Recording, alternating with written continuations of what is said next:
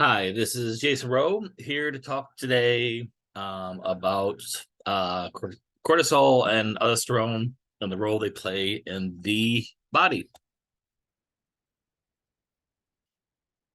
There we go. Okay, so first, what are cortisol and aldosterone exactly? So they're both hormones. They're made by the body, and you hear about them most often related to stress. You hear them called stress hormones because that's their main role. Cortisol helps regulate body metabolism and acts as an anti-inflammatory in the body, and then aldosterone helps control your body's salt levels, salt in versus salt out.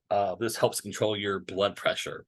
So two of these working together regulate your body systems in times of stress. So in this talk, I'm going to discuss a study that examined cortisol concentrations as well as vocalizations in captive beluga whales, cetaceans.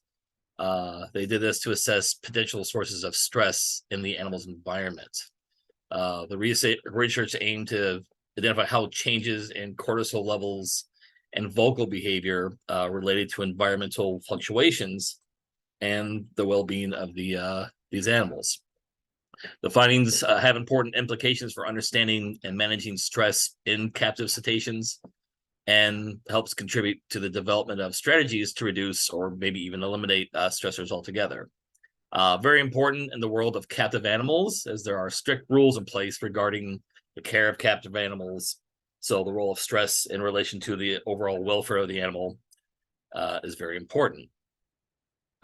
Stress can have a significant impact on an animal's well-being, potentially leading to health issues and compromising their overall welfare. There's a model in place for managing animals and how they're taken care of that encompasses the physical and mental aspects of their welfare, provides a comprehensive framework for assisting an animal's welfare, and different types of stressors in the environment can disrupt an animal's balance within itself or within the environment.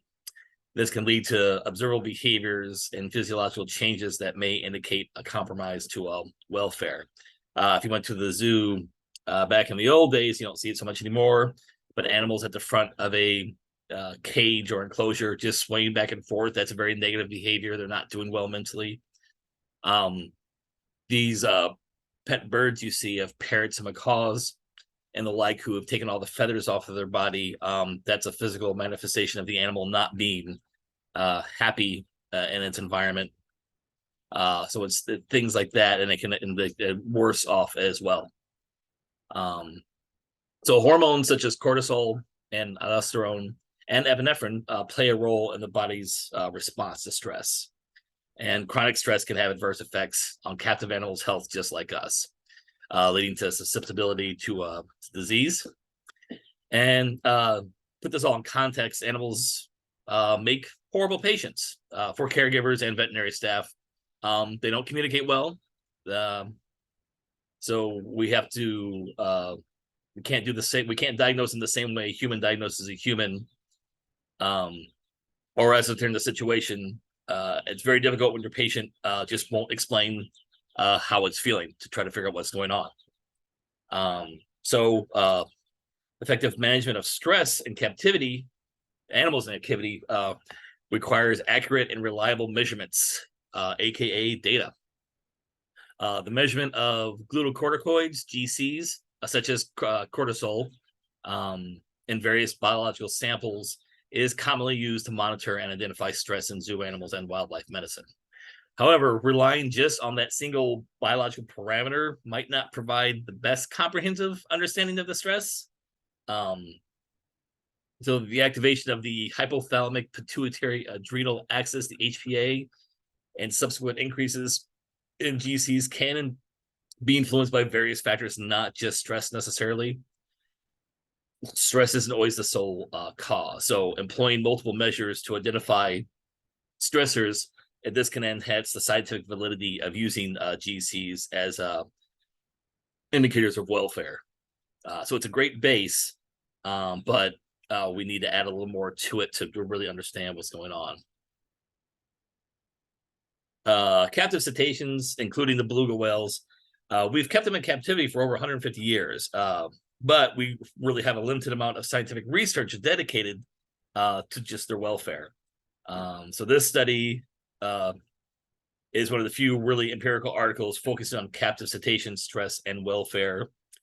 Previous research has been primarily focused on bottlenose dolphins and beluga whales, and they've used a combination of physiological behavior parameters to assess the stress response and welfare. One study looked at the cortisol concentration in the saliva, and they would use that in response to like a construction activity going on nearby. Others have done correlation between behavior indicators and physiological measures of stress, but they weren't as forthcoming. So how does this all work? So if you look at this diagram, we have over here to the left.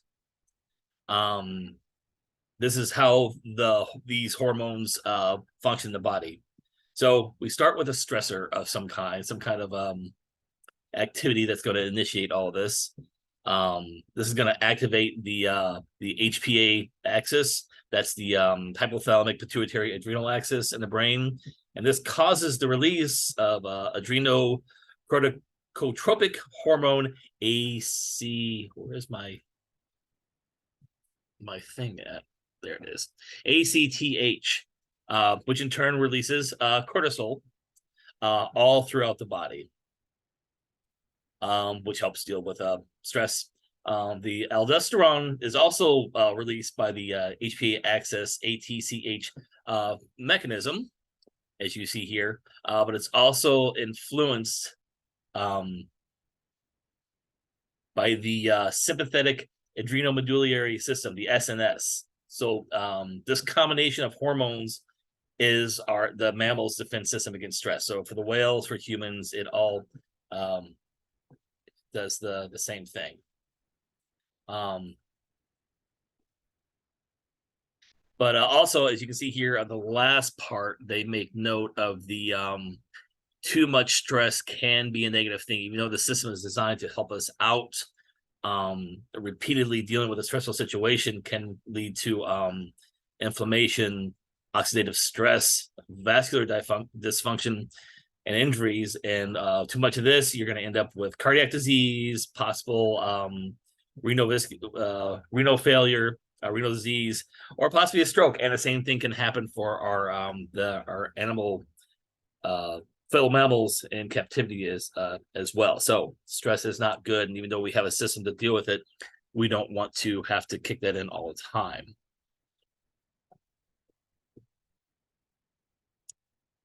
So how they got these samples from the animals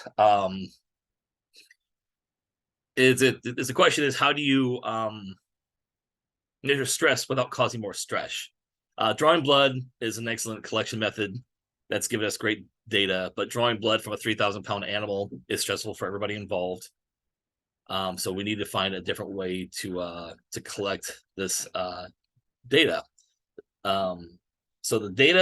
So before the data was collected for these animals, they were trained to present their front flipper and their tail, as you see in this diagram here, if my cursor will cooperate. From the front flipper and the tail, the animals were trained to present these to their caregivers, and they were able to scrape a medical wooden tongue across the fin, collecting just like a little bit of epithelial cells off of those areas. They tried it on the body, but the body was just too big and dense, and they weren't getting as great of a sample as they could off the fins. So then those cells that they collected could be broken down and the cortisol extracted from them. At the time of the collection of the data, they also collected all kinds of information about the animal's holding area, any environmental changes that were happening, weather conditions, water temperatures, the depth of the water, construction going on, maintenance going on, anything unusual around the area, visitors, large amounts, small amounts, noises, things like that. And they also had, they reviewed the animal's medical history, which is kept in great detail in the captive setting.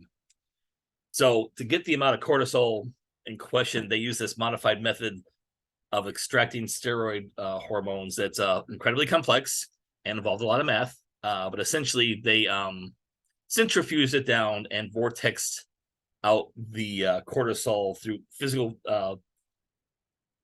centrifuging and then a chemical process to extract the cortisol. So they had a measurable level to look at. Oh, and also I forgot to mention up here the skin scraping. So this is like a side view of the animal skin. They have a very thick blubber, especially the belugas, because they live in cold climates. They were able to just scrape off this top layer here and get a couple of cells that they needed for data. So the study on the captive beluga whales found the cortisol concentrations increased in a variety of levels in response to stressful events. They also noted vocal behaviors of the whales changed at around the same time. Alterations in the number of calls and the distribution of calls corresponding to different events going all around their holding area.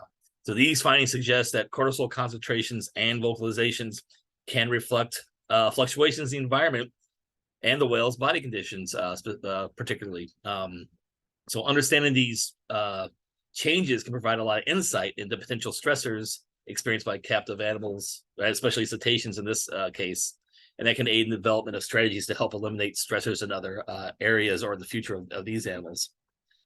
The results offer a great constructive recommendation for improving the welfare of these the captive whales. They identified specific stressors and the effects they had on those animals, and appropriate measurements can be implemented to mitigate these stressors and basically promote overall better well-being for the animals, which is great. So this study on the captive beluga whales sheds a lot of light on the relationship between vocalizations and other behaviors, really, along with the cortisol concentrations and potential stress in these animals. And this is thanks to our understanding of these mechanisms involved in how cortisol is and aldosterone are produced in the mammal body. And that's everything. Thank you for watching, and have a good day.